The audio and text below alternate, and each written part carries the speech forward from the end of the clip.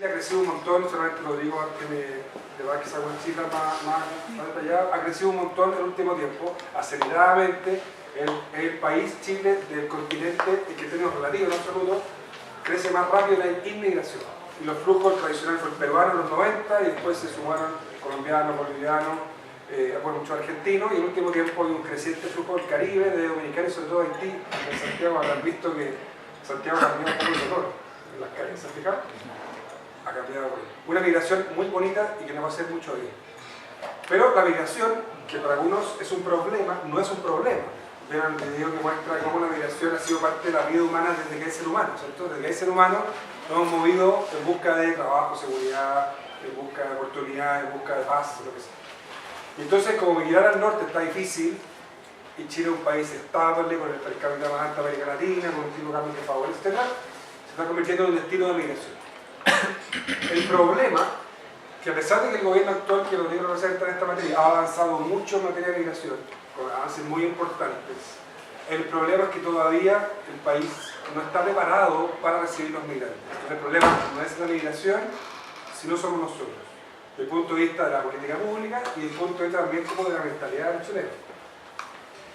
Mi opinión es que el punto, probablemente el sector del Estado más atrasado en este tema es la vivienda, el barrio y la ciudad. Y entonces, ¿qué es lo que ocurre con los migrantes más excluidos y más empobrecidos que llegan a Chile?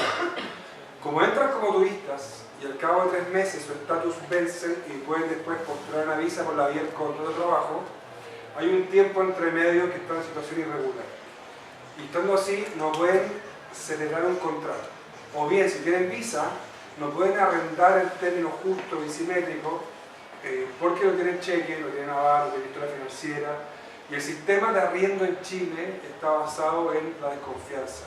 Tú tenés que dar 6 cheques, 10 cheques, hasta 12 cheques, aunque sea ilegal, para arrendar un departamento o lo que sea. Lo que ocurre es que barrios antiguos de Santiago, de Iquique, de Antofagasta, sobre todo esas ciudades de Valparaíso, barrios antiguos, barrios centrales, que se han ido deshabitando por familias chilenas, se han ido rehabitando por familias extranjeras, familias migrantes.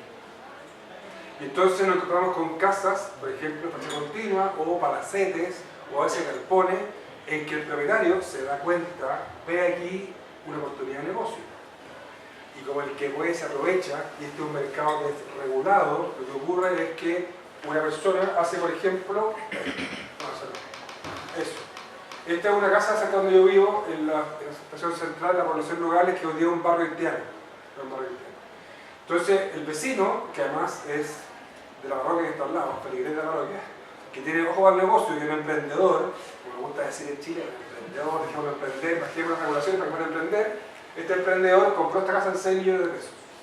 La compró barata, pues había quemado, y construyó 18 piezas. Y cada pieza la arrendó en verde, es decir, así arquitecturalista, a una familia haitiana en 150 a 180 mil pesos. Comparten un baño y una cocina.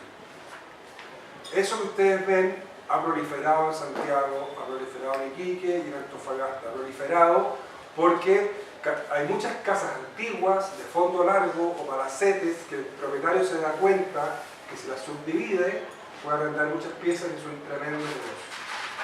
Entonces, aprovechando este mercado desregulado, aprovechando la desregulación del mercado y aprovechando de la desconfianza, entonces se genera este mundo donde estamos creando suertes como de guetos de extranjeros. Entonces, en Santiago Centro, en la comuna de Santiago, el 16% de los que viven son extranjeros. Hay barras completas, Mapocho, Yungay, o así, por ejemplo, San Río, hay muchos migrantes. O si usted cruza hacia La Chimba, lo que diría Recoleta de Independencia, también hay muchos barrios completos de personas migrantes, o Estación Central, o Quilicura, etc. Y entonces, lo que estamos haciendo nosotros es, en Chile, lo que está ocurriendo es que se están creando estos guetos. Y los barrios están perdiendo, desde el punto de vista también patrimonial, están perdiendo valor. Entonces, hay un problema concreto hoy día para la familia que vive ahí, es decir, que vive hacinada, con instalaciones muy precarias. Ustedes saben que el hacinamiento, ¿cuánto es? Ustedes saben, ¿no? 2,5 personas por pieza, por 2.000 dólares. Si ven la CACEN 2013, la 15 salió recién, pero todavía no va a ser, los resultados de la migración no aparecen, aparece que el único índice de que los migrantes están peor que los chilenos, el único índice es en vivienda, y exhiben un índice de hacinamiento y de hacinamiento crítico muy alto. Esto lo cuento muchas veces porque a mí me tocó hace un tiempo atrás de Cura un incendio en una casa que estaba muy dividida por dentro, donde 3 niños fallecieron, me tocó hacer el funeral de los 3 niños. Y entonces vemos que los barrios se guetizan, se hacen guetos, que las casas son muy precarias y que los barrios antiguos, tradicionales, pierden su valor. Entonces se han fijado en los 2000, y también ahora hubo, por ejemplo, en París, varios atentados terroristas, donde tomaban auto y cosas. Bueno, son atentados que dicen que son musulmanes, lo voy a contar, que son la tercera generación, es decir, nietos de argelinos. Suele ocurrir que un migrante que se cambia a un país se migra con su cultura, con su comida, con su lengua, y su prioridad primera es parar la olla, trabajar y poder enviar a su país remesa, etc. La segunda generación es la que un niño haitiano, hijo de haitianos, que vive en Chile, que es afrodescendiente, que es negro, seguramente va a vivir el problema de identidad y va a decir, bueno, en mi casa lo creó y como comía haitiana, y en el colegio soy chileno y hablo chileno, no español. Entonces, son, por ejemplo, viviendo fuera de Chile, trabajando con las comunidades dominicanas, con los jóvenes dominicanos que habían nacido en Estados Unidos, con sus papás eran dominicanos, eran todos afrodescendientes, no eran gringos, no eran WASP, White American Anglo-Saxon, que es como el prototipo estadounidense, pero tampoco eran dominicanos, porque nunca habían estado en dominicanos. Pero la tercera generación es la que si nace en Chile, o nació ese tiempo, por ejemplo, en Saint-Denis, París, que son franceses, hijos de franceses, nietos de argelinos, la promesa, tú eres francés, no se cumplió, siguen viviendo en el margen, en la exclusión. Esos son los que se han enojado y han protestado y han dicho, bueno, que no los autos, los 2000, etc. Yo creo, no por ser alarmista, que los problemas sociales en Chile, el problema, por ejemplo, forestal indígena, que no es mapuche, más forestal que indígena, no tiene sus raíces hace 10 años atrás, ¿o sí? El problema de los estudiantes del 2006 en adelante, que tiene su origen en el 2006 o el 2011, es un problema largo en Chile. El problema es la desigualdad en Chile, es un problema largo. Bueno, lo que nosotros no hagamos bien hoy repercute en esa familia que vive hacinada hoy día, pero también repercute en la generación 2 y 3. Y entonces, por ejemplo, pasa, esto es Antofagasta, nosotros tenemos oficina en Antofagasta, los campamentos han crecido de 18 a 30 y tantos en 2 años. Han crecido porque, esto es la cifra de Rodrigo, que uno de cada 6 personas que han llegado a vivir en Antofagasta es extranjero, no son chilenos. No se han construido viviendas sociales en muchos años. El tiempo de Piñera se construyeron en 44 y además se les daba a la gente un voucher, es decir, el subsidio estaba en la demanda, porque se creía que habiendo demanda, la manera de construir más casas le iban a comprar y miles de familias quedaron con el voucher en la mano porque la hayan construido. En Antofagasta hay un déficit muy grande habitacional y hoy día el 60% de quienes tienen campamentos son personas extranjeras porque no hay disponibilidad de vivienda en la ciudad, porque arrendar es arrendar una pieza en el centro muy caro y muy malo, y entonces conviene irse a vivir al campamento. Y entonces se nos ha provocado una mezcla que tiene que ver con la vivienda, la habitabilidad, el hacinamiento, el barrio y el conflicto y la no integración.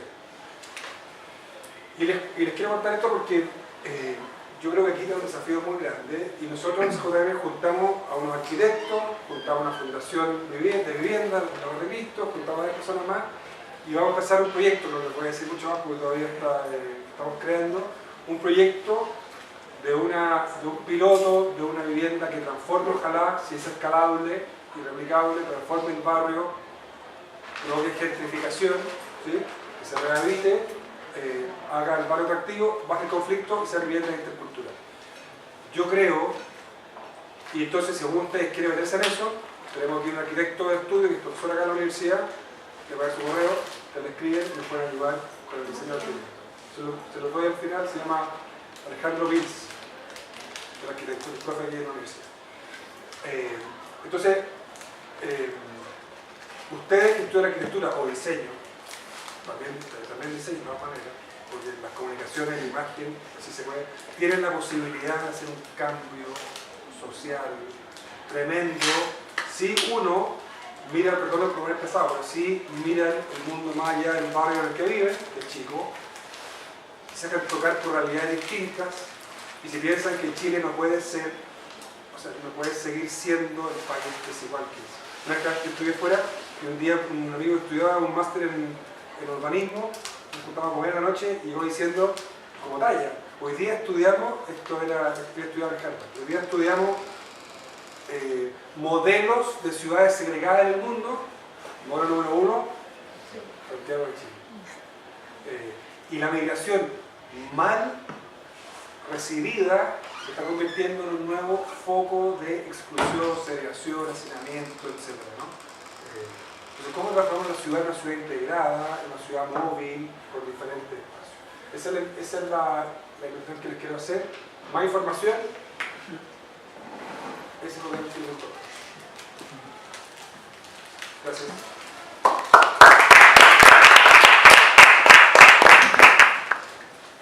Ahora, Rodrigo Sandoval, jefe nacional de Extranjería y Migración en Chile.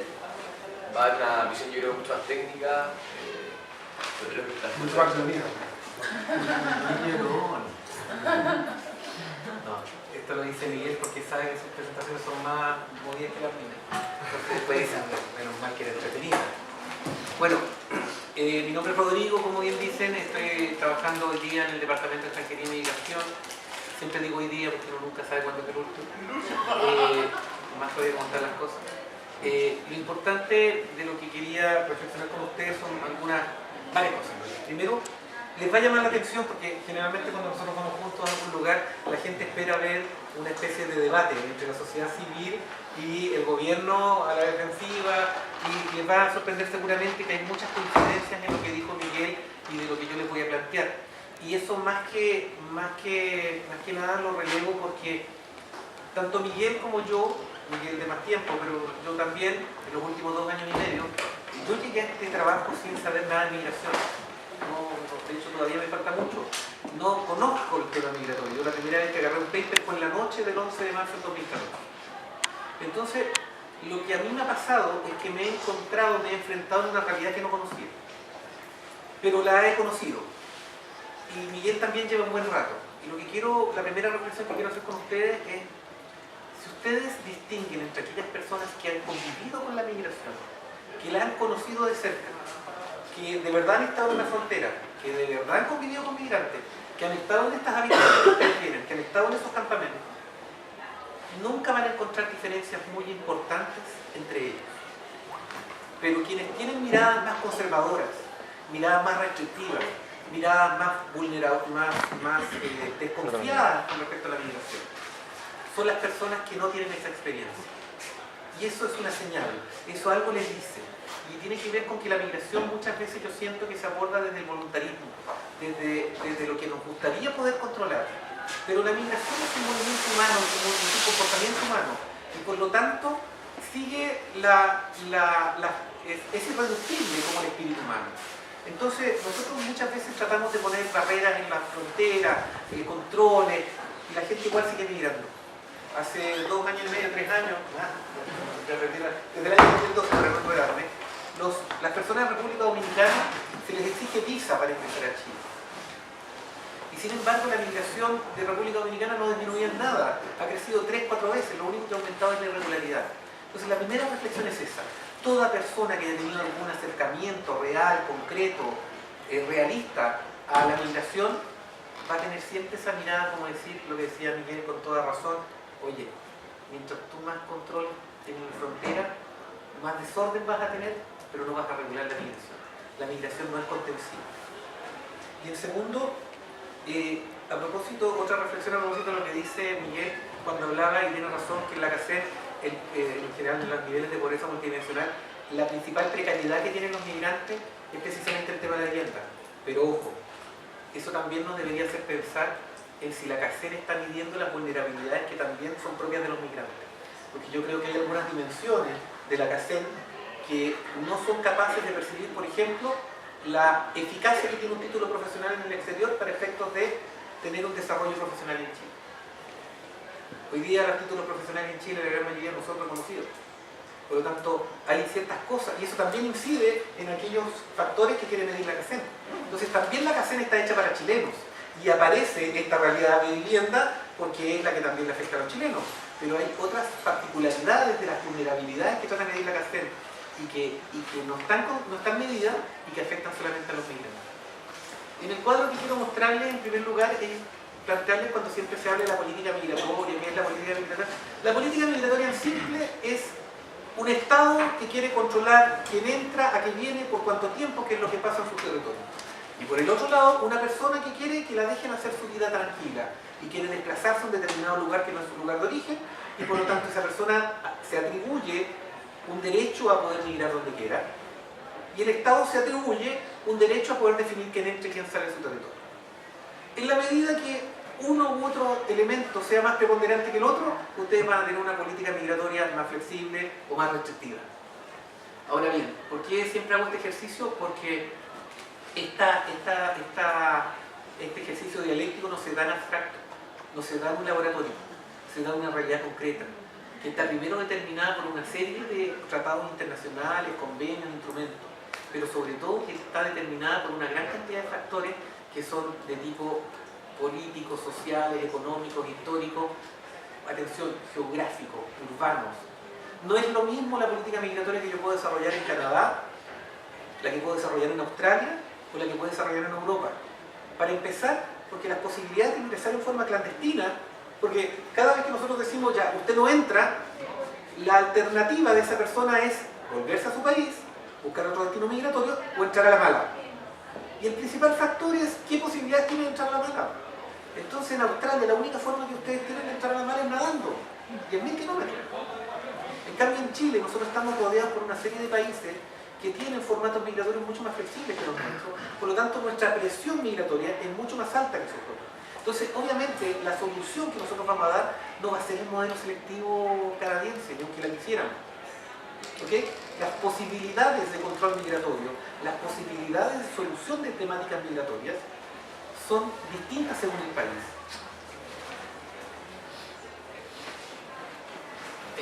Esto tiene que ver con lo mismo, me salté un poco. Pero lo que buscan estos mapas justamente, fíjense, mire, y esto también tiene que ver porque ustedes tienen una especie de relación un tanto extraña con la geografía, ¿no? Y si se dan cuenta, Chile tiene una particularidad. Chile debe ser el país, yo no he hecho la medición, pero Chile debe ser el país que tiene más frontera en relación a la superficie que tiene. Y voy a ir un poco más allá, en relación a la población que tiene. No se me ocurre otro país que pueda tener menos superficie en relación a la frontera. Entonces, si ustedes piensan que la frontera y la población definen los recursos disponibles para hacer el control, ustedes se van a dar cuenta inmediatamente que Chile tiene menos posibilidades de control en frontera que cualquier otro país del mundo. Si ustedes juntan esto con una realidad, y es que los países de la OCDE, que tienen mayores potencialidades institucionales, geográficas, económicas, lo que quieran, logran incidir, dirigir, conducir, determinar el 30% de su migración. El 40% restante es una migración que viene por unificación familiar y el 30% restante es migración espontánea. Es decir, un país de la OCDE puede controlar el 30% de su migración, que tiene otras particularidades más ventajosas que nosotros. ¿Qué nos queda a nosotros en términos de posibilidades de control? Entonces, la primera barrera que uno trata de derribar con la realidad chilena es que Chile, el voluntarismo está de más en materia migratoria. No tenemos capacidad de controlar, dirigir toda la migración. Una segunda reflexión. Siempre se habla de migración y nosotros estamos tratando de cambiar el lenguaje. Nosotros nos gusta hablar mucho de movilidad, porque la migración siempre es entendida como una excepción. Estamos en un espacio en el cual seguramente no es la regla, pero antes, en Chile, el que conocía a un extranjero o el que había vivido en el extranjero era una excepción. Era súper extraño que uno tuviera una persona que vivía en el extranjero, que viviera en el extranjero. Hoy día, en el plan de vida de casi todo lo que nosotros conocemos, 3 años, 4 años, nosotros estamos pensando en vivir en un lugar distinto. Ese horizonte no existía hace 10, 15 años. Entonces, eso cambia inmediatamente la forma en que uno ve la movilidad de las personas, porque, por ejemplo, ya no existen países que son netamente de origen o netamente de destino migratorio. Antes, la migración sur-norte, ¿no? Todos los países del sur, los migrantes se van para el norte. No había gente del norte que se iba para el sur. Y ustedes, más de alguno debe conocer algún gringo que anda dando vueltas por acá, ¿no? Entonces, la movilidad hoy día es parte del plan de vida, no es excepción. Entonces, ya no podemos entender la realidad de la migración como una excepción. Por ejemplo, ¿hay que darle acceso a la salud a los migrantes? No, pero es que ¿cómo? Si ellos son de afuera. Bueno, ¿qué quiere usted? ¿Que tenga tuberculosis un migrante contagiado?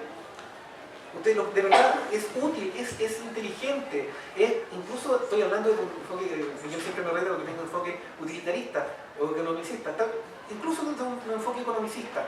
Usted de verdad quiere poner en riesgo la salud de su población porque no está vacunando, no está atendiendo adecuadamente a sus migrantes. ¿Es inteligente que un país distinga acceso a la salud entre nacionales y extranjeros? En los casos que planteaba Miguel, ¿es inteligente para un Estado que porque una persona sea extranjera, su derecho a acceso a vivienda yo lo puedo vulnerar sin problema? ¿Un Estado gana con tener gente viviendo en la calle, en los campamentos? Entonces, cuando la movilidad es la regla general, cuando es una realidad que uno no puede evitar, uno se da cuenta que muchas de las soluciones públicas a las cuestiones vinculadas a la migración tienen que cambiarse el foco. En Chile, en un contexto regional, nosotros no tenemos muchos migrantes. Miguel tiene una presentación que a mí me gusta mucho porque es muy simple en términos que dice, miren, la primera, olvídate, no estamos llenos de migrantes. No es verdad, eso es mentira. Véanlo con los datos. Chile se encuentra en un plano medio en términos de porcentaje. Tenemos un 3% a lo más de población extranjera. Y estamos en un nivel medio junto con Paraguay. Los países que tienen más migración que nosotros son, por ejemplo, Argentina, 4,6%. Y los países que tienen menos población que nosotros son Brasil y Perú. Pero claro, un 0,8, un 0,9% de la población extranjera en Brasil es harto más en términos absolutos que el 3% que tenemos en Chile, porque Brasil tiene muchos más habitantes. Entonces, en términos absolutos, nosotros tenemos que ser la segunda o la tercera lugar de América que tiene menos habitantes extranjeros. Los países de la OCDE, que están a nuestro nivel, ¿no? 13%. Y países que tienen modelos selectivos como Australia, perdón, como Canadá, como Australia, andan entre el 20 y el 18%. Selectivos, que tienen posibilidades de selectividad y aún así tienen un 20%. Es decir, Chile no está inundado de migrantes. Chile, te lo puedo decir en confianza, la verdad es que en Chile es simple, no voy a decir fácil, es simple migrar. En Chile aceptamos que un turista cambie estatus migratorio acá, que es una cuestión muy escasa afuera. Y pese a eso tenemos un 3% de población. A Chile le cuesta atraer migrantes. Y yo siempre lo digo, Chile no solamente tiene pocos migrantes, sino que tiene una tasa muy preocupantemente baja de migrantes. En Chile nosotros tenemos tasas de natalidad del 1,8-1,9%. Perdón, hijos por mujer. La tasa que necesita un país para mantener su capacidad productiva y su densidad demográfica es de 2,1 hijos por mujer. Somos menos. Al trabajo van a entrar cada vez personas menos. Un 35% de los cupos laborales que se van a liberar en los próximos 10 años alcanza a ser cubierta por la mano de obra que por edad ingresa al rango etario que permite trabajar. Fundación Avanza Chile, presidente Piñera, no tiene nada que ver conmigo. Entonces somos menos trabajadores. El año 2005, 1 de cada 10 chilenos era mayor de 65 años. El año 2025 va a ser 1 de cada 5. Somos menos trabajadores, somos más viejos, somos más caros.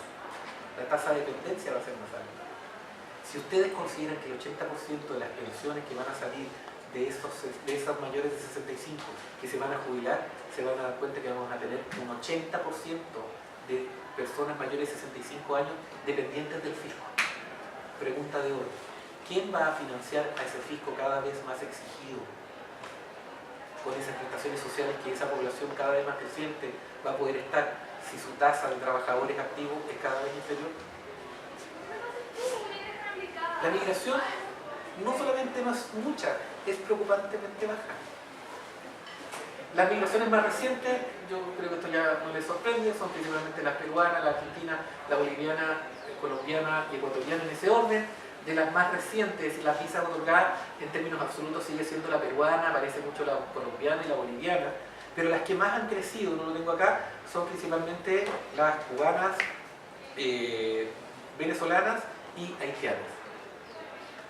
En términos de distribución, en términos absolutos, la gran mayoría están en el nivel central, el resto está principalmente en el norte y un poco en el sur.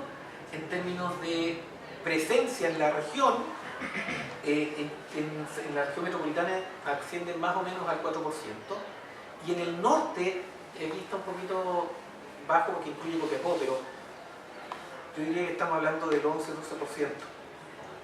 Y esto es súper importante también porque uno no tiene que ser arrogante en términos que quizás nosotros nos podemos acercar más fielmente a lo que es la realidad de la migración, pero no todos tienen acceso a la misma información. Y nosotros no podemos ser centralistas en términos de cómo digerimos el proceso de la migración. Y no podemos, por ejemplo, hacer juicios a la población de Antofagasta porque discrimina, porque segrega, cuando son ellos los que se han visto de repente, de verdad invadidos en el caso de ellos, o lo perciben así, y no hay un Estado que ha ido acompañando en ese proceso de reflexión. Ahí también uno tiene que considerar, entonces yo trato de tener mucho cuidado cuando hablo de estas cifras en que estos son promedios nacionales. Esto no conversa con el impacto que tienen algunas comunidades en particular, ¿ya? Un dato interesante que no está acá, pero lo comento, es que en términos electorales los migrantes están apareciendo de una forma increíble. En Santiago el 9% de los electores de la próxima elección municipal son extranjeros. Son extranjeros, no estoy incluyendo a los extranjeros nacionalizados. Son extranjeros. En Vitacura, 8,2%. En Las Condes, 7,8%. Ahí se junta bien interesante el tema de los profesionales extranjeros con las empleadas de casa particular que ponen en domicilio los empleadores. Pero fíjense lo que significa en un espacio electoral en que el 60% no va a votar, como fue la última elección, lo que impacta ese 8, ese 9%, lo que impacta en el distrito, me imagino aquí deben ser casi todos de Vitacura, La Barnechea, Las Condes, La Reina, Peñalolén. En ese distrito, 5,7%. Ahora, ¿qué tiene que ver esto con ustedes? Primero tiene que ver con ustedes porque soy estudiante. Yo dedico muchas horas a la semana a conversar con estudiantes y a conversar con periodistas. Los periodistas, porque primero necesitamos visibilizar este tema, y segundo porque los periodistas tienen una mirada más abierta sobre este tipo de cosas. Pero sobre todo conversamos con estudiantes. Yo, de hecho, de la Católica siempre tenemos estudiantes de periodismo. Los estudiantes de periodismo tienen el problema que nunca encuentran a alguien a quien entrevistar. Entonces parece que se pasaron el dato. Y yo todas las semanas tengo 2 o 3 estudiantes de periodismo haciéndome reportaje. Entonces, los profesores de periodismo no tienen que estar hasta aquí conmigo. Bueno, lo que trato de decir es que primero ustedes son jóvenes. Yo no tengo ninguna esperanza en que nuestra generación esté en condiciones de asimilar adecuadamente lo que significa la migración para Chile. Y tengo la más absoluta seguridad de que los niños que ya están en el colegio y que a diferencia de nosotros tienen muchos estudiantes extranjeros como compañeros, van a vivir, necesariamente la realidad los lleva a entender esto más rápidamente. Lo que nos estamos jugando hoy día no son ni los viejos ni los niños. Lo que hoy día nos estamos jugando es si los jóvenes alcanzan a darse cuenta y nosotros alcanzamos a hacer lo necesario a tiempo para que sean ustedes los que inciden. Si no lo hacen ustedes, van a venir los niños, da lo mismo. Nos vamos a perder 10 años más. Y como muy acertadamente lo dijo Miguel hace un rato, los pecados de la migración se pagan a los 10 años. A los 10 años. Nosotros hoy día estamos pagando los pecados de no haber hecho la pega hace 10 años atrás. Y el desgobierno, el descontrol, las injusticias, las vulnerabilidades a las cuales nosotros estamos sometiendo a los extranjeros son consecuencias de no haber hecho la pega hace 10 años. Eso en cuanto a jóvenes. En cuanto a arquitectos. Nosotros planteamos algo que ustedes manejan mucho más, que son los 3 niveles en los cuales nosotros entendemos que desde la arquitectura se puede abordar la temática de la migración. Primero en una lógica de ciudad, segundo en una lógica de lo local, y tercero en una lógica del espacio más íntimo. En lo que se refiere a ciudad, hay una serie de intervenciones y de comprensiones de los contextos multiculturales que se van a transformar en intercultural en nuestro desarrollo conceptual. Nosotros decimos que la realidad puede ser multicultural, pero que las apuestas políticas, las definiciones deben ser interculturales. Una sala es multicultural porque hay gente de muchos países, pero una clase es intercultural en la medida que la educación que se da ahí en esa sala se gestione adecuadamente para que haya un proceso de enriquecimiento mutuo y de cohesión en ese proyecto educativo que está en esa sala de clase. Entonces existen apuestas que pueden hacer desde el punto de vista no solamente del diseño del espacio, sino que además de lo que sucede en el espacio, como decía Miguel, en el dinamismo que se le da a ese espacio público, que pueden venir desde el punto de vista de la arquitectura. Y solamente quería compartir algunas experiencias. En la ciudad de Bristol hay unas clases que se dan a la población extranjera para que aprenda a circular en bicicleta. Y no es que le enseñen a andar en bicicleta.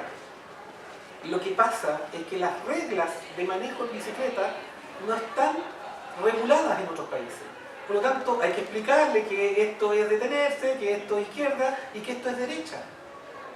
Hay que explicarle que un disco pares significa también para la bicicleta, y existen esas lógicas. Ahora, el espacio en el que se dan esas charlas también es un espacio bien interesante, porque es un espacio en el cual se permite que las mismas personas de la ciudad compartan ese proceso educativo con los extranjeros y son ellos mismos los que les enseñan. Entonces, el espacio de encuentro es un desafío. Y en el caso de Inglaterra, no me acuerdo el nombre, lo tenía anotado por acá, era The Bristol Bike Project, que hay un ejercicio también en Chile que se llama Foco Migrante, que son migrantes que arreglan bicicletas. Muestro los dos ejercicios porque en uno es la ciudad la que le enseña a convivir en forma sustentable al extranjero. En cambio, en la otra son los migrantes los que colaboran con la sustentabilidad en términos en relación a los demás ciudadanos. En lo local, nosotros trabajamos mucho la idea del sello migrante. El sello migrante es una certificación que estamos dando en el Departamento de Extranjería que certifica a aquellas municipalidades que hacen bien la pega en materia migratoria. Les decimos desarrolle institucionalidad, haga un plan de capacitación para los funcionarios, tenga programas de regularización, tenga políticas públicas inclusivas y promueva la participación ciudadana migrante.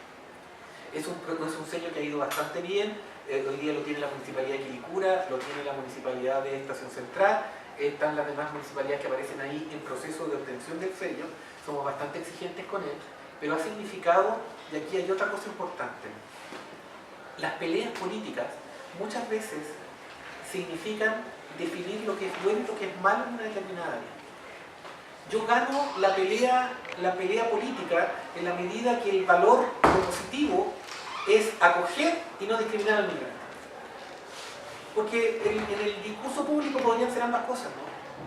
Pero lo que nosotros hacemos es decirle a la municipalidad, usted va a hacer bien las cosas en la medida que acoja.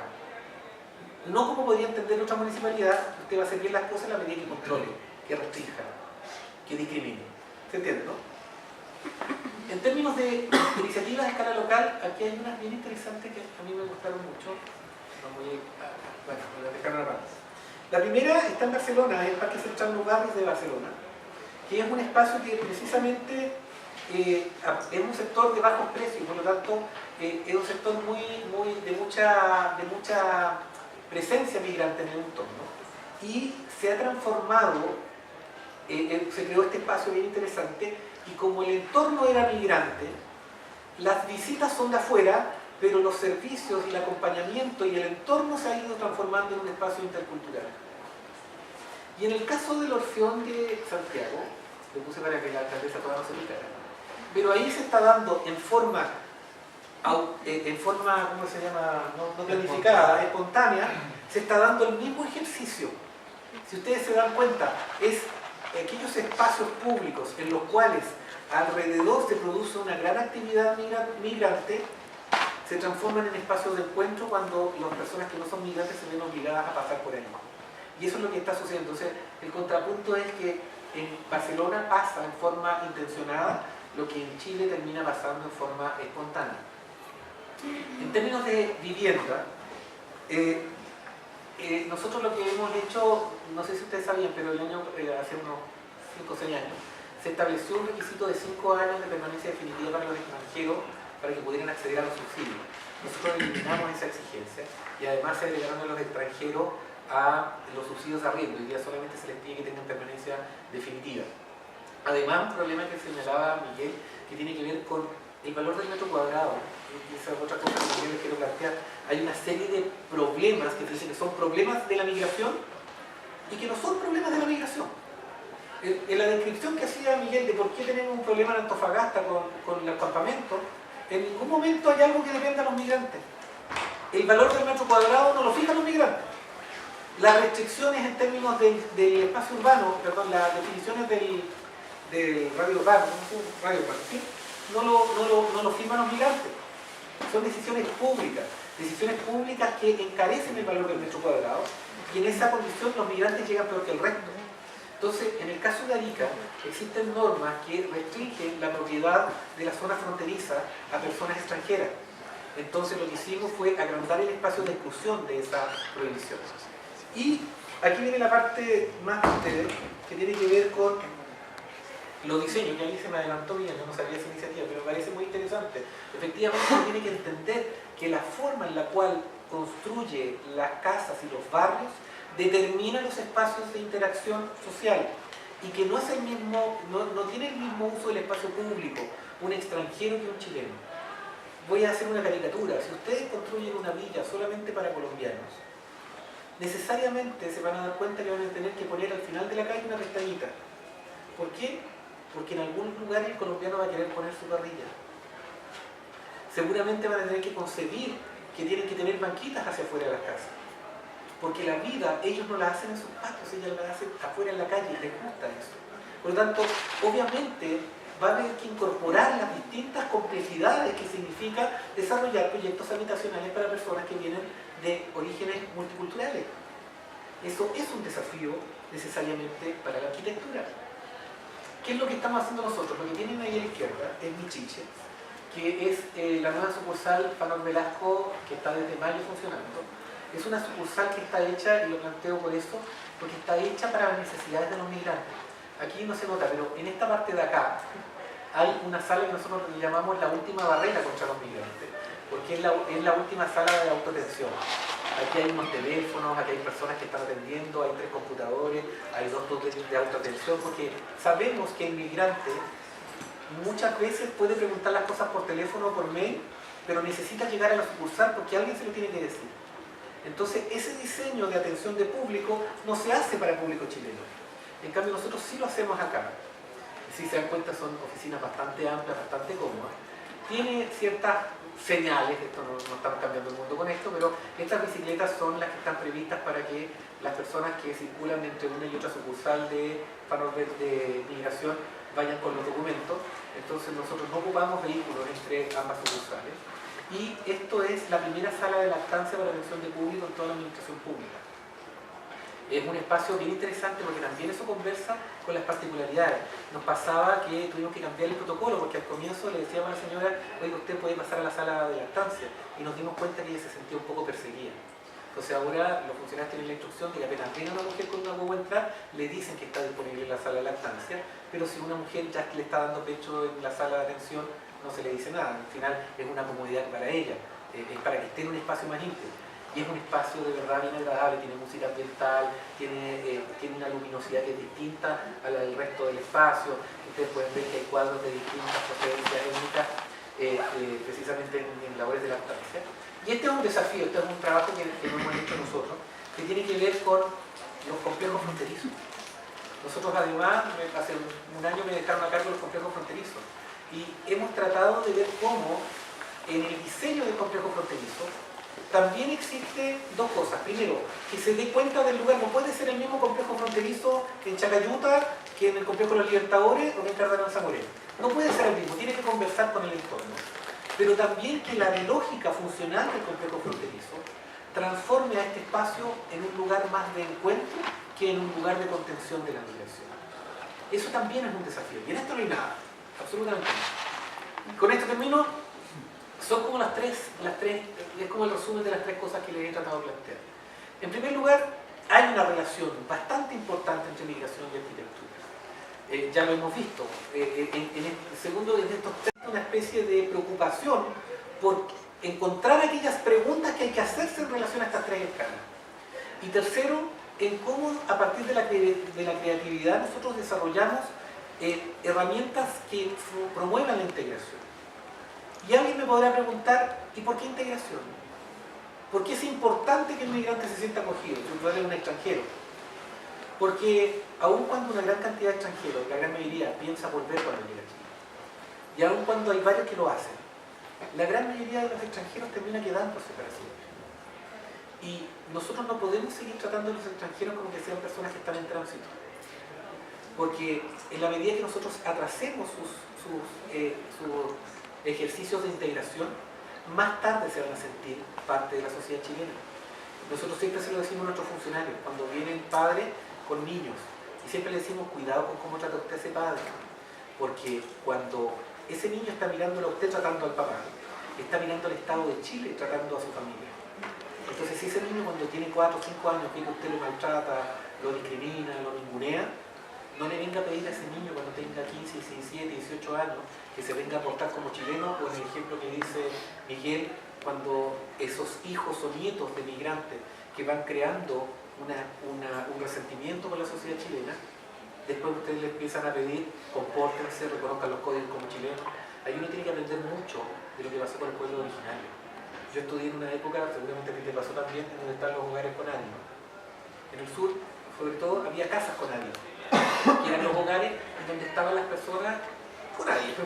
Los pueblos originarios los mandaban a una casita bonita, al lado, pero los discriminaban todo el día, les decían chino, les decían negro, les decían de todo, y en la noche, esas cabros se juntaban en la noche, en un fogón, a tomar un mate, a masticar la rabia del resentimiento producto de la discriminación diaria.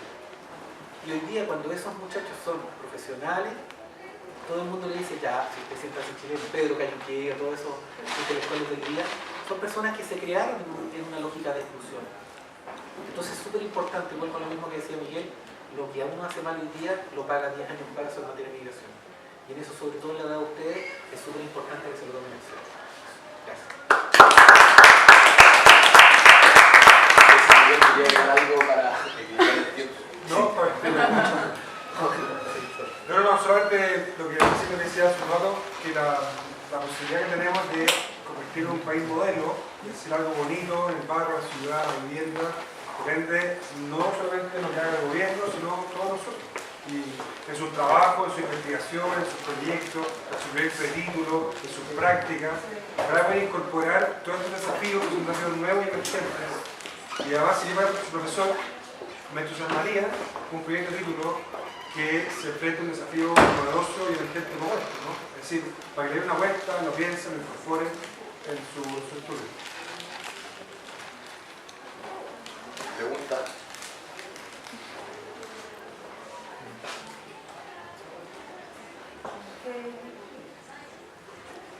No sé qué lo manejamos, pero sé que están llegando muchos haitianos y ellos tienen un conflicto con el lenguaje, o sea, en el fondo hablan un idioma. ¿Hay como obligaciones se encarga de enseñarles el idioma? ¿O hay algo que lo esté apoyando? Más que, no sé, sé que en unas iglesias aquí... Nosotros tenemos hoy día 500 haitianos en cursos de español. Y el lunes se incorporó un equipo nuevo de personas que además este programa lo van a ampliar con voluntarios como tú.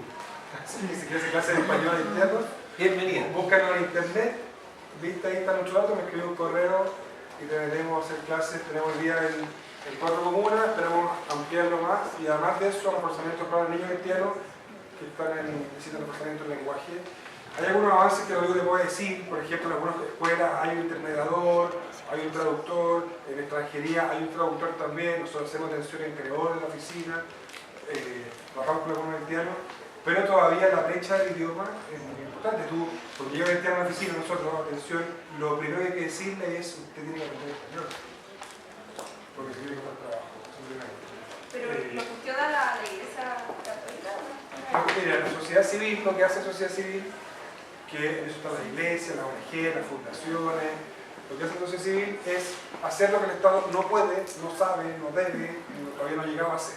Cuando el Estado lo toma, la sociedad civil desaparece. Y además que el Estado tiene que hacerlo todo, no debe hacerlo todo.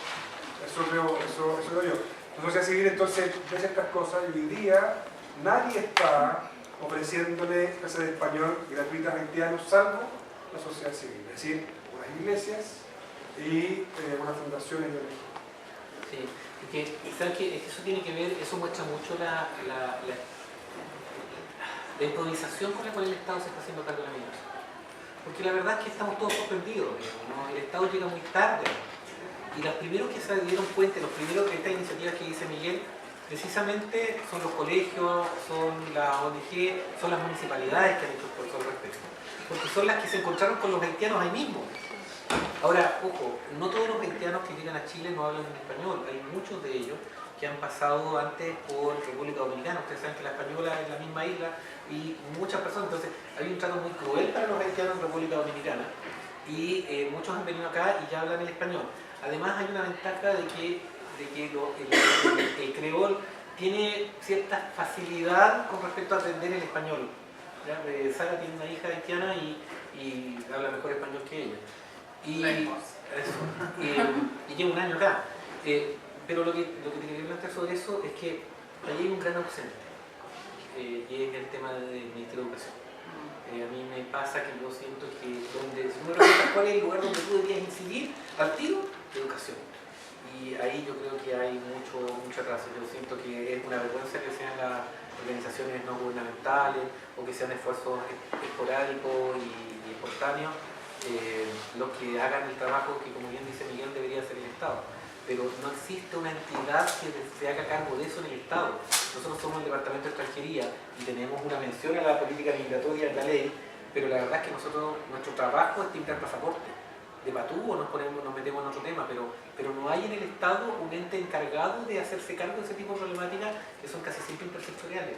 El problema lo tienes en el colegio, lo tienes en el consultorio, lo tienes en todo, en seguridad, lo tienes en el... Piensa en un carabinero cuando hace control de identidad de un haitiano que no habla español. Ese tipo va a terminar en el retén porque no hay forma de que entienda de qué le están hablando. Perdón. Quería hacer una... ¿No? ¿Yo? Estoy sin lente y no veo, perdón. No, que como la pregunta que hiciste tú, que yo no soy de arquitectura, soy de diseño, pero vine porque estoy haciendo mi título como migrante, en Perú y Reserva, con los haitianos justamente, y que en verdad el lenguaje es una barrera enorme, gigante, porque, quizá los de Servicio Exudita Migrante hablaron de eso, pero hay mucha desinformación y la información que hay está en español, entonces al final ellos tampoco pueden acceder a eso, entonces al final se empieza a hacer como un círculo vicioso y al final los pasan a llevar y todo, entonces... Bueno, en herramientas, no sé si vieron la noticia ayer, que salió una banda de sinvergüenza, obviamente chilenos, que iban al aeropuerto agarrando a los haitianos que llegan en montones todos los días y los metieron, se supone que los llevaron en taxi, después los asaltaron, quitaron todo lo que tenían y ahí están los tipos botados.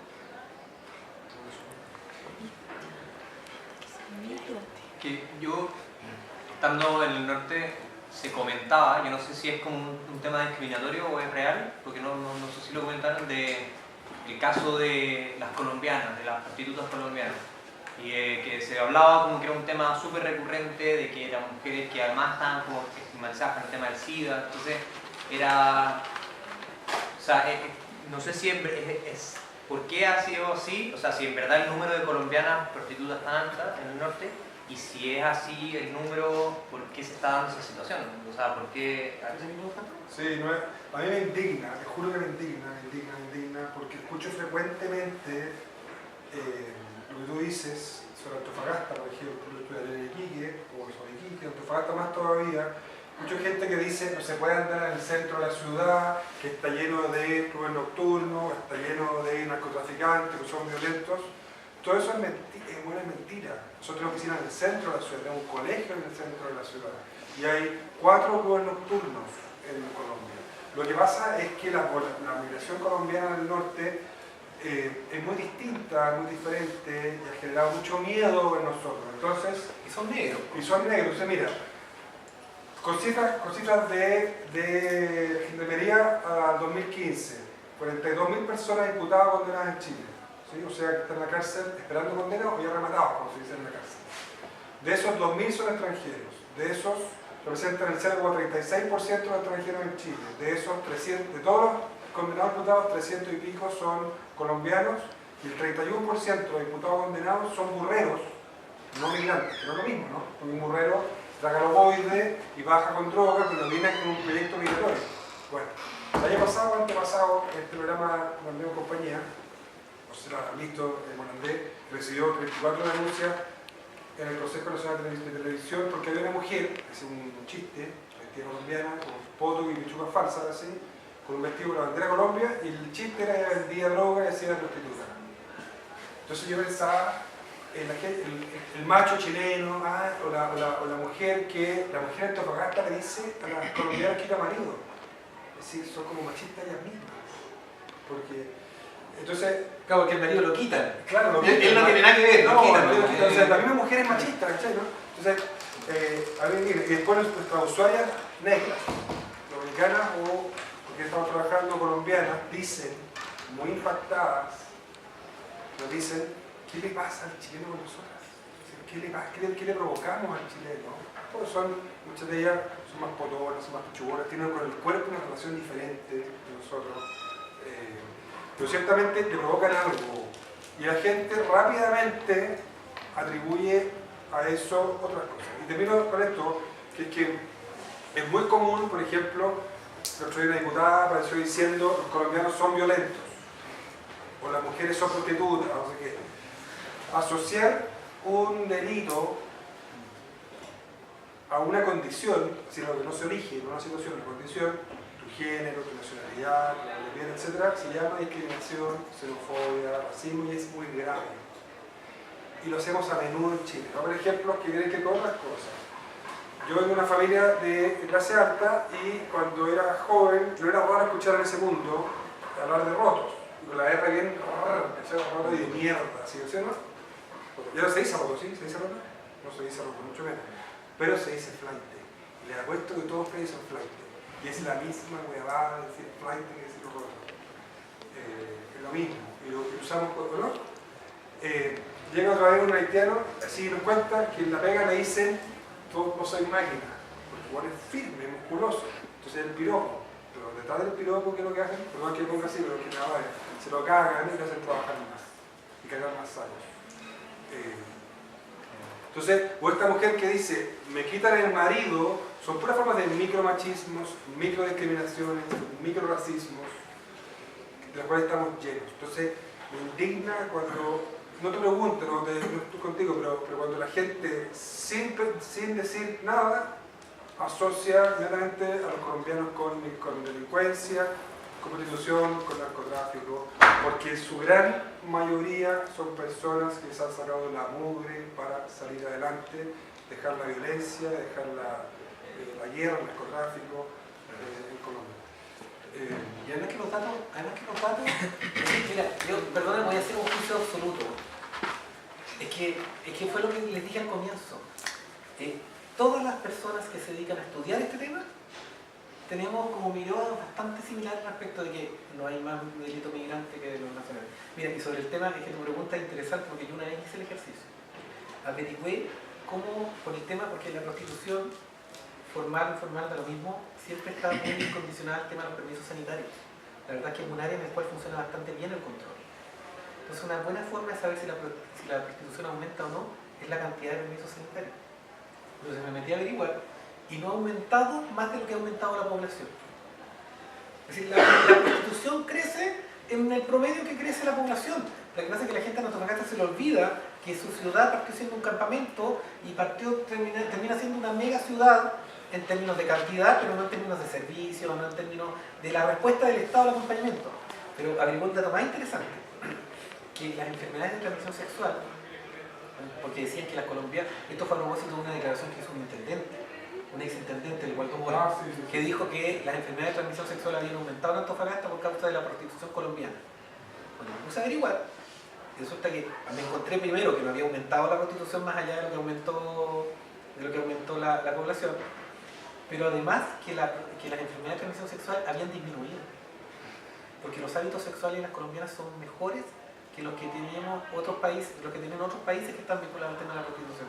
Entonces, tú, de verdad, a mí no me ha pasado nunca que conversando con una persona y tirando los datos a la mesa me hayan tapado. Nunca he perdido una discusión, y no porque sea un gran discutidor, sino porque principalmente es tal la contundencia de que la migración es positiva, de que no existe una prevalencia de los migrantes en términos del delito, de que los migrantes trabajan más que los chilenos, de que tienen mayor calificación. Es tan absoluta la verdad que nadie que de verdad que haya estado ahí tenga una opinión distinta. Lo que uno sí nota es un montón de gente que no quiere escuchar razones. A mí la otra vez me entrevistaron en la Plaza de Armas, terminó la entrevista y se acercaron 60, 70 personas, esta gente, estoy exagerando, 50, no importa, no estaba, eran 100. Entonces, se acercaron y me empezaron a decir, terminó la entrevista, no, ¿y usted por qué la migración y todo? Te decían que le quitaron el trabajo, que le subieron los arriendos a ellos por culpa de los migrantes. No logré entender eso. Entonces yo trataba de reflexionar con ellos y le decía, pero si no es verdad, no llega más de un 3%. Y llegó un momento en el cual ya no tenía cómo y me dijo, no, pero las cifras las inventan ustedes. Entonces ahí uno se da cuenta que lo que tenemos frente a la migración es una necesidad de echarle la culpa a alguien por las cosas que no te funcionan en la vida. A mí llega gente, cada vez que salgo en televisión por alguna reunión, llega gente a la oficina a reclamarme por algo. Y llega un tipo y tú le preguntas, ya te hay el tiempo, escucháis y lo escucháis, y usted, no, es que por culpa de la migración me quitaron perdí la pega. Perdón, no, que un migrante ocupó mi puesto de trabajo. Ya, y me empecé a seguir y todo, y al final le pregunté, ¿por qué lo echaron? No, es que llegué curado. Claro, es decir, ¿tú vas a asumir que tú perdiste tu trabajo? No, el migrante viene y me lo quitó. Entonces, yo insisto, es súper, están los datos para saber. Lo que yo siento es que nuestras autoridades... Eso es, y además que te pone una cosa, es que del lado de uno está la información, del otro el prejuicio. Pero la migración nos puede ayudar a hacer un ejercicio muy importante, y es preguntarnos qué nos pasa a nosotros con el otro distinto. Entonces, si yo creo que la migración hay que tenerla, controlarla, o si yo tiendo a culpar al migrante los problemas de Chile, o si siento que una mujer, por vestírsela como se viste, prostituta, lo que sea, probablemente el problema lo tengo yo, no ella, bueno. Mi problema es que Chile es un país chico, es un país aislado, que se cree a sí mismo como un país más o menos homogéneo en términos de raza, que creemos que somos más europeos de lo que somos, que hay una elite que lo ha dominado por mucho tiempo y que cualquier cosa que nos saque del status quo nos pone nerviosos. Entonces es una gran oportunidad la migración para mirarnos al espejo y decirnos cómo estamos para empezar con la diversidad. A mí me impresiona, y lo último que voy a decir sobre esto, me impresiona, hace 5 años atrás uno podía decir maricón de mierda, no pasaba nada, y hoy día no se puede decir eso, ¿sí o no? Te lo pueden decir aquí, flaquefreto, lo que sea, no se puede decir eso. Y eso ha sido porque 2 o 3 iguales, Bovil, otros más, nos han hecho ver que el problema no estaba en el homosexual, sino que estaba en nosotros. Y en la iglesia, claro, estamos aprendiendo en la iglesia que hemos hecho muchos años con todo esto. Muchos años. Pero el problema no hacen ver que es nuestro. Tiene que ponerse Zamudio a patadas en la calle para que la ley de antidiscriminación que tuvo 3 años en el Congreso se promulgara. Vamos a esperar que los migrantes al incendio mueran 100 familias en un CITE, a decir, parece que había que hacer algo. Porque tiene razón Miguel, si el problema somos nosotros. Mira, si tú revisas cualquier cosa que le llamen un problema migrante, te vas a dar cuenta que es un tema o de ausencia del Estado en una determinada línea de política pública, o es un problema de que nosotros discriminamos, excluimos y todo. Yo siempre pongo este ejemplo, yo vengo de regiones y mi familia es pobre. Y la sensación que yo tuve cuando llegué a Santiago, yo creo que es bien parecida a la que tiene un extranjero cuando llega. Que tú saludas y no te contestan, que tu trabajo vale menos que el amigo de, que si tú vienes de un determinado colegio tienes menos posibilidades de llegar a una determinada región. Es decir, las sociedades la enferman.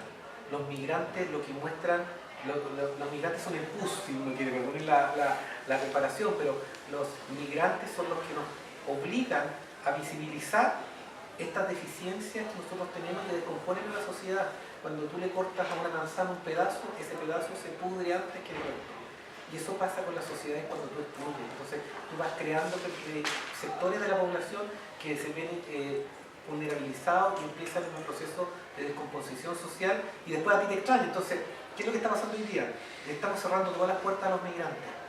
¿Y qué pasa cuando tú le cierras las puertas a los migrantes? Unos se mueren migrantes que desesperados empiezan a robar.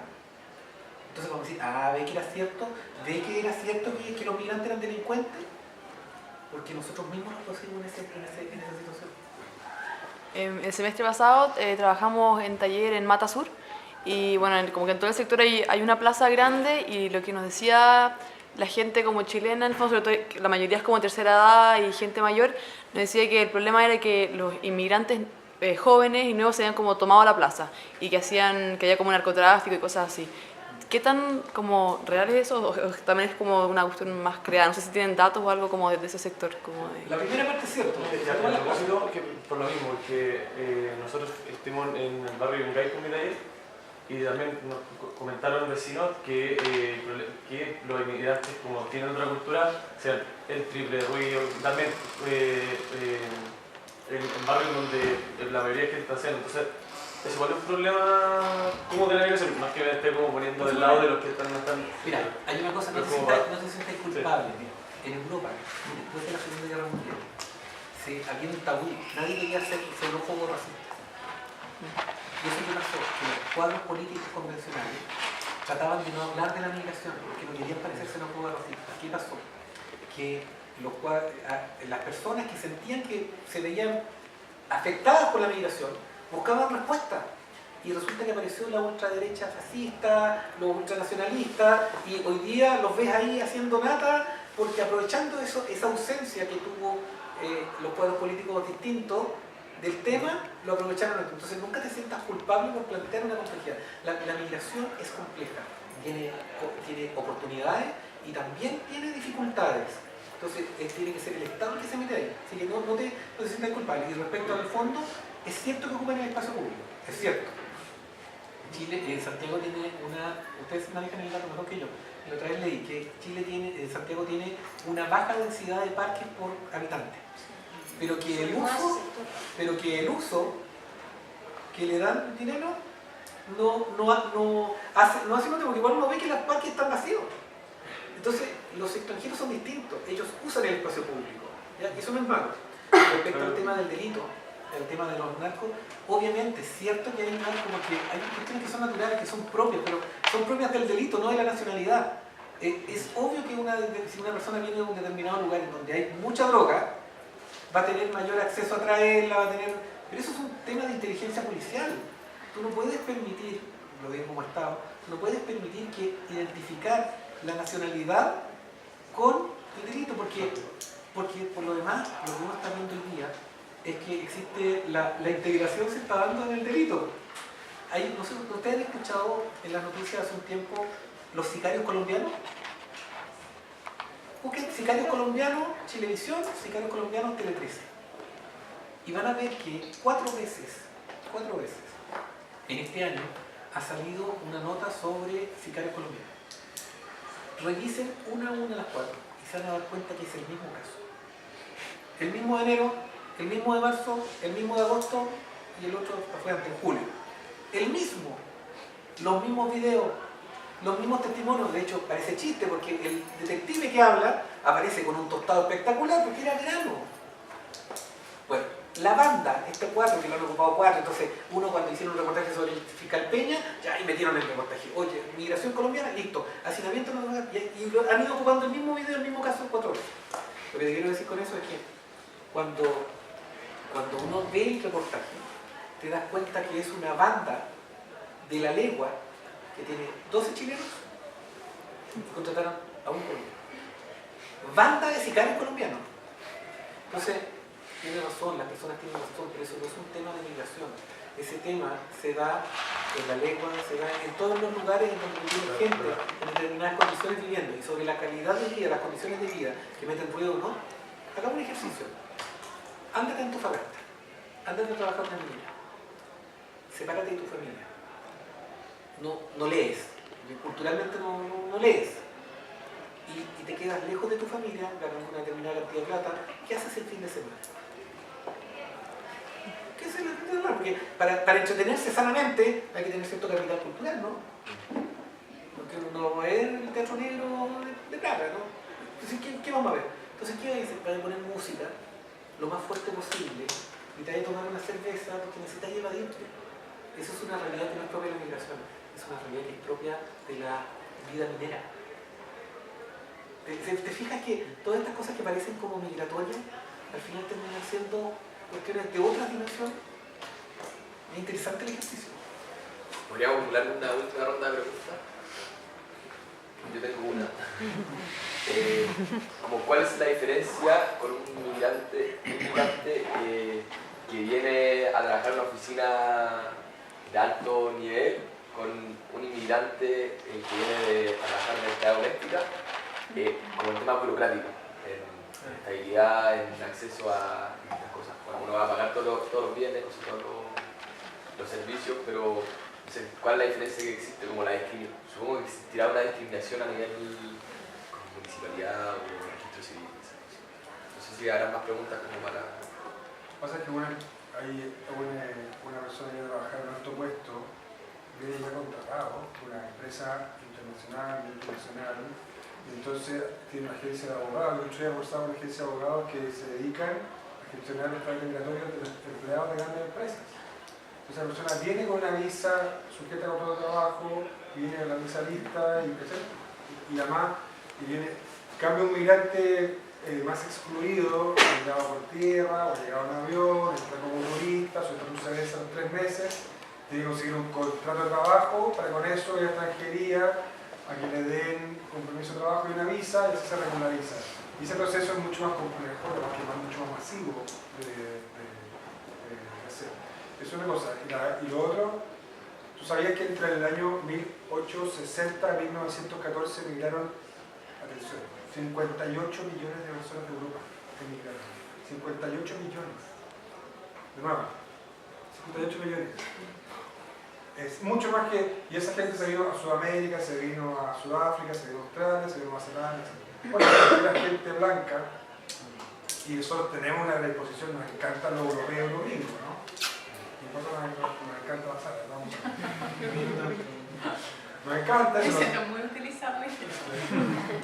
Lo admiramos muchísimo. En cambio, nos carga sentirnos parecidos a lo indígena o a lo negro. Nos carga. Entonces, eso también influye en el proceso de inclusión y la facilidad de hacer las cosas. Aparte de los trámites. Hay una definición notable de, creo que la católica la escuché, en un tema de fidelidad. Decía que los peruanos definían a los chilenos como que éramos argentinos mal vestidos. Entonces yo le estuve dando vuelta a eso, es que tiene que ver con cómo nos definimos los chilenos. ¿Qué es ser chileno? Si ustedes tratan de definir ser chileno, se van a dar cuenta que, mira, somos de América Latina, pero no somos como los peruanos, pero tampoco somos como los argentinos, pero tampoco somos, y te vas a dar cuenta que el chileno es un sustrato de un montón de cosas que no somos. ¿Cómo defines a un chileno? ¿Cómo es? Tú ves un argentino y te das cuenta al tiro que es argentino, mira, sí, lo puedes describir, hablan de cierta forma, ¿qué es un chileno? Y eso se nota, y al final como tenemos ese déficit de identidad, y como somos de los países que más se ha apoyado en las definiciones de identidades únicas, tenemos que inventar esa identidad a partir de algo. Y nos colgamos de algunas cosas que queríamos ser. Entonces, ahí ustedes ven la definición del inmigrante ideal que hacía Vicuña Maquena a finales del siglo XIX, cuando decía que el inmigrante era el que tenía hábitos de disciplina, orden, limpieza y no sé cuánto. Estaba pensando en el alemán. Fíjate que el año 1953 hay un Plan Nacional de Inmigración, un documento oficial del Gobierno de Chile, una norma del Gobierno de Chile, que en sus considerantes dice que la migración es conveniente para el Estado de Chile porque contribuye al mejoramiento biológico de la raza chilena. Es que esa es la relación que tenemos. Eso es. Yo tengo una pregunta. Quizá me la puedes responder, no sé. Que, bueno, estaba leyendo y hay como hay un programa que se llama Escuela Somos Todos, Sí.